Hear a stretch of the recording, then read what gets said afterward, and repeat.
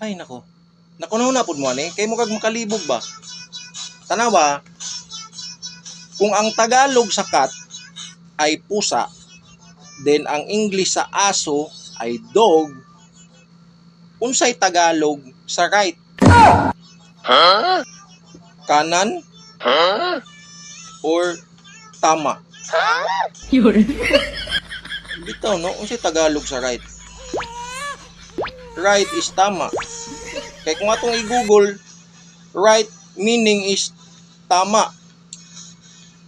Pero ang right, ang English sa kanan is right.